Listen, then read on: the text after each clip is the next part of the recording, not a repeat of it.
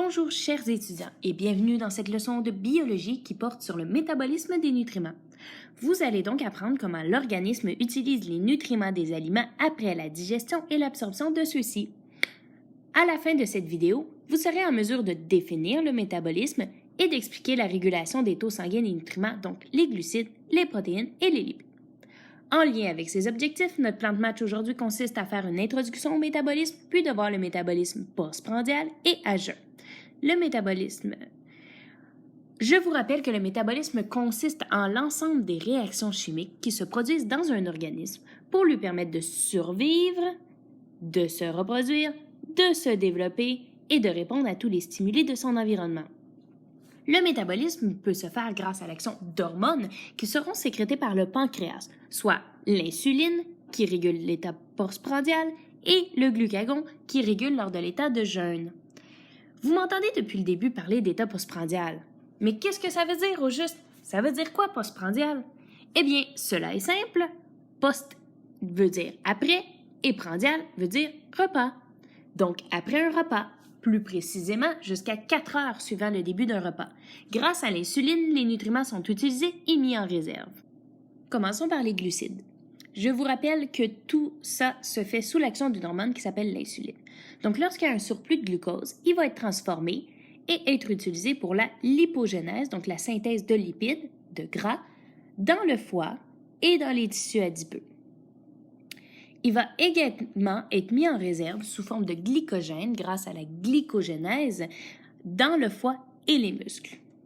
Toutefois, la priorité du glucose sera d'être utilisé pour la respiration cellulaire dans toutes les cellules pour la production d'ATP. Petit rappel sur la respiration cellulaire. L'ATP, ou adénosine triphosphate, est la molécule qui sert de source d'énergie pour tout le travail des cellules de l'organisme. La cellule va, dans la mitochondrie, utiliser le glucose et l'oxygène et le transformer en dioxyde de carbone et en eau, ainsi qu'en ATP.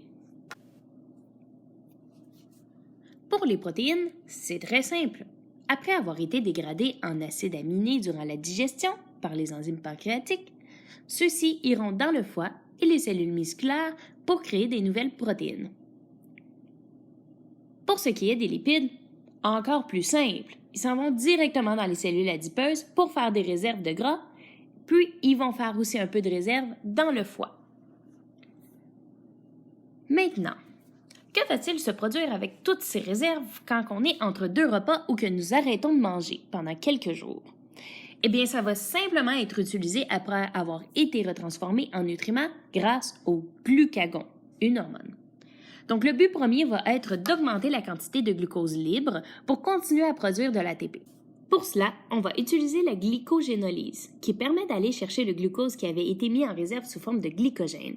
Ce processus se fera dans le foie, qui est généreux et va partager le glucose avec le reste du corps, mais aussi dans les muscles, qui sont très égoïstes et vont garder le glucose pour eux seuls.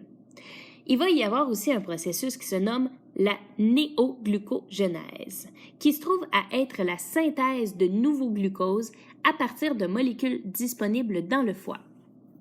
Lorsqu'on reste à jeun trop longtemps, il faut également aller puiser dans nos réserves de gras, donc de lipides. Les lipides seront dégradés. Une partie sera utilisée pour la néoglucogénèse, alors que l'autre partie sera utilisée pour créer de l'ATP avec la respiration cellulaire. Faites attention, cette manière de créer de l'ATP produit un déchet qui s'appelle corps cétonique.